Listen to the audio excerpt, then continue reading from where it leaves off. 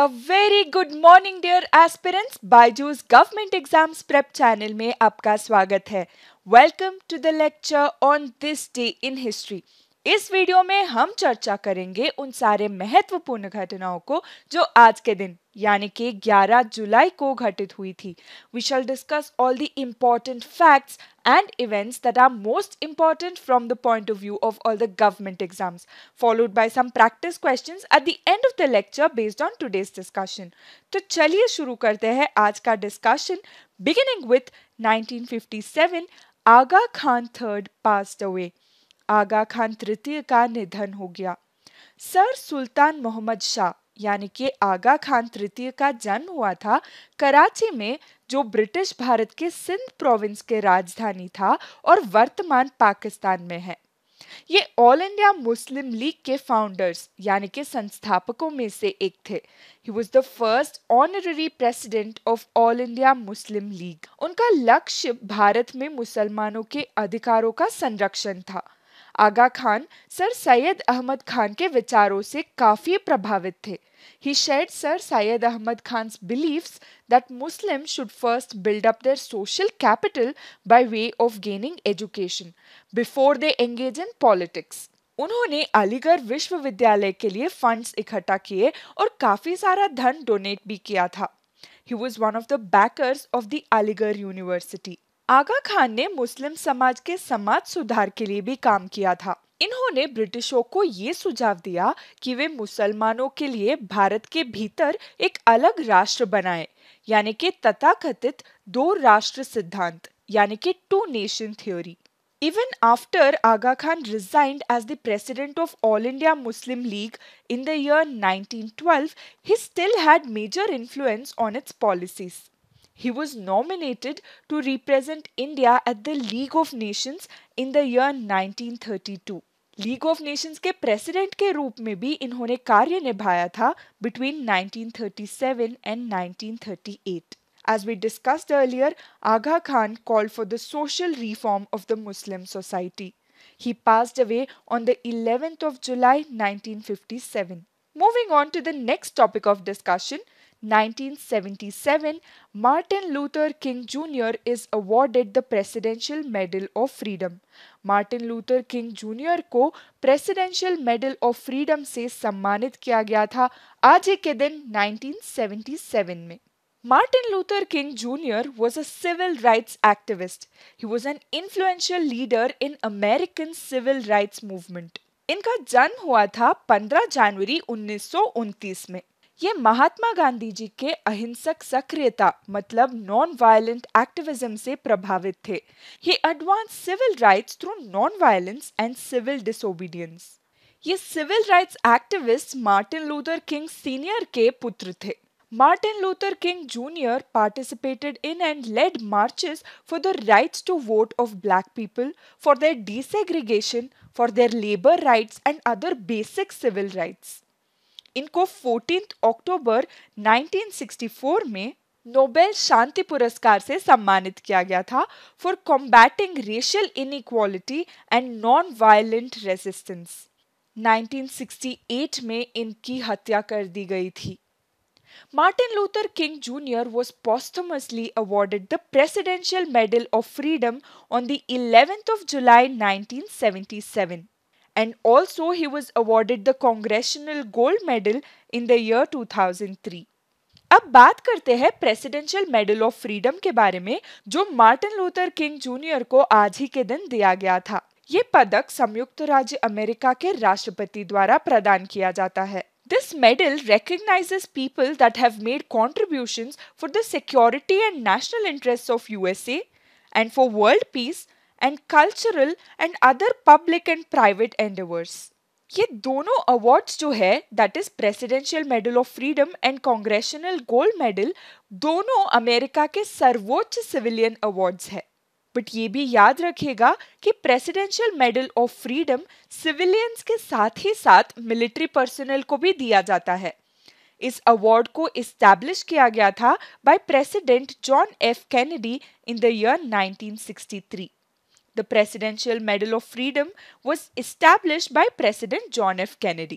अब आगे बढ़ते हैं अगले इवेंट की ओर जो हमारे एग्जाम्स के दृष्टिकोण से महत्वपूर्ण है। वो है 1979 space station Skylab is destroyed. अंतरिक्ष स्टेशन स्काईलैब नष्ट हो जाता है। Skylab is America's first space station. Skylab NASA द्वारा लॉन्च किया गया पहला संयुक्त राज्य अमेरिका अंतरिक्ष स्टेशन है। इसको लॉन्च किया गया था on 14th of May 1973 from Kennedy space centre in Florida. Skylab का मेजर ऑपरेशन था ऑर्बिटल वर्कशॉप, अ सोलर ऑब्जर्वेटरी, अर्थ ऑब्जर्वेशन और कई सारे एक्सपेरिमेंट्स। यूएसए ने 1988 में एक परमानेंट स्पेस स्टेशन के निर्माण का प्लानिंग शुरू कर दिया था, but funding for this was cancelled and replaced with United States participation in the International Space Station in the year 1993. 1979 11th जुलाई को स्काईलैब नष्ट हो गया। On the 11th of July 1979, Skylab was destroyed when it re-entered Earth's atmosphere over Indian Ocean. ये note करना जरूरी है कि Skylab was the only space station which was operated exclusively by United States of America. अब देखते हैं आज का अगला टॉपिक जो है 1989 World Population Day was established. विश्व जनसंख्या दिवस की स्थापना की गई थी आज ही के दिन 1989 में। वर्ल्ड पॉपुलेशन डे को हर साल 11 जुलाई को मनाया जाता है। इसको मनाया जाता है वैश्विक जनसंख्या मुद्दों के बारे में जागरूकता बढ़ाने के लिए, that is to raise awareness of global population issues.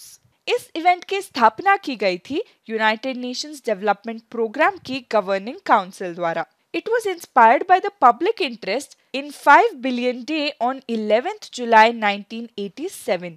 This is the approximate date on which the world's population reached 5 billion mark.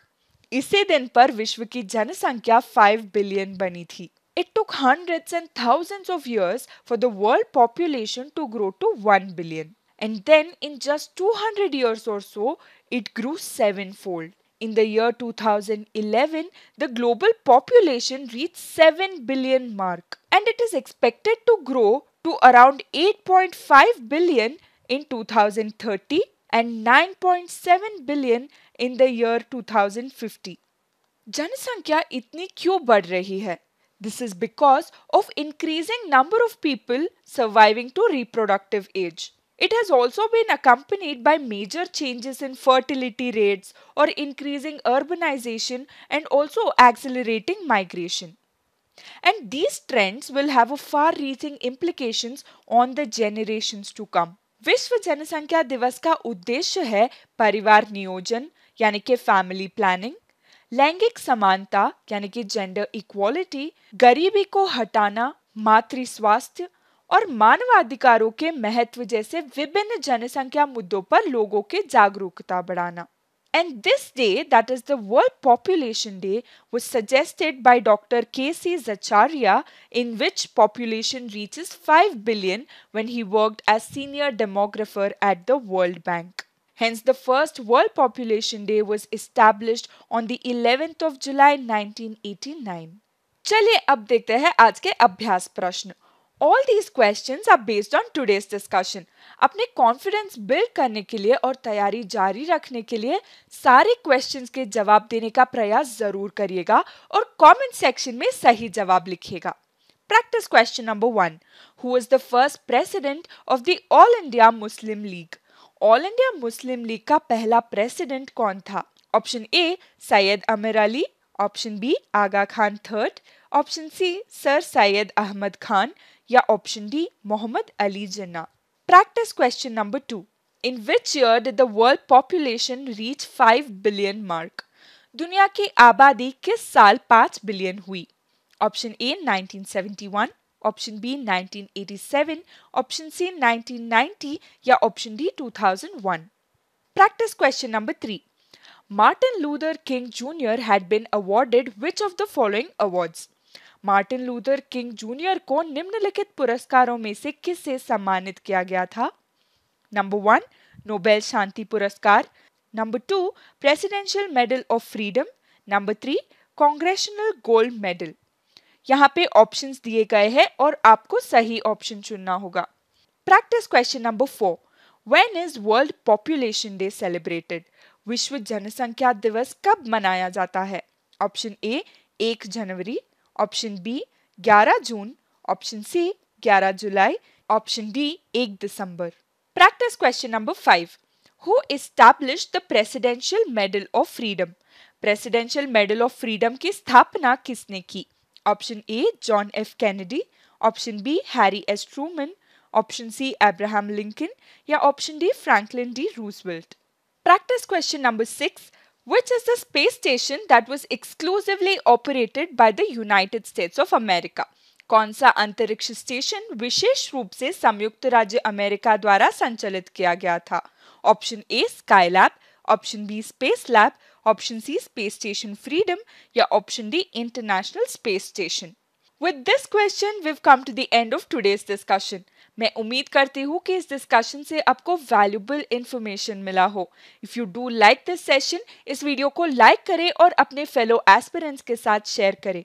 कल फिर से मुलाकात होगी with more important facts for your government exam preparations. Thank you for watching.